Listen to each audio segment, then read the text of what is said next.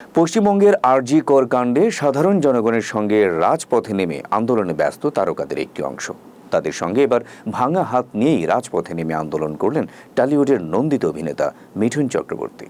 ভারতীয় সংবাদ মাধ্যম থেকে জানা যায়, স্বামী বিবেকানন্দের শিকাগো বক্তৃতার দিনটির স্মরণে 11 সেপ্টেম্বর বুধবার ভারতের সিমলা স্ট্রিট থেকে শ্যামবাজার পাঁচ মাথার মোড় পর্যন্ত বিবেক জাগরণ যাত্রার ডাক দিয়েছিলেন বিজ্জনদের একাংশ।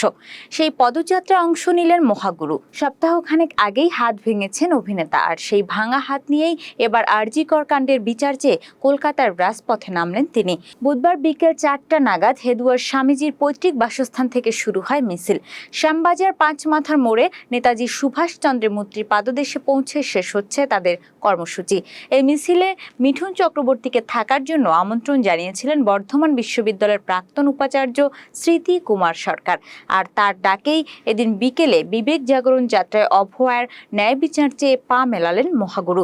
মিছিলে সামিল হলেও শারীরিক অসুস্থতার কারণে হাঁটেননি তিনি, বরং একটি হুড খোলা জিপের সামনের আসনে বসেই কর্মসূচিতে অংশ নিতে দেখা গেল তাকে। কর্মসূচির আয়োজকরা জানান, স্বামী বিবেকানন্দের আদর্শকে স্মরণ করেই এই মিছিলের ডাক দেওয়া হয়েছিল।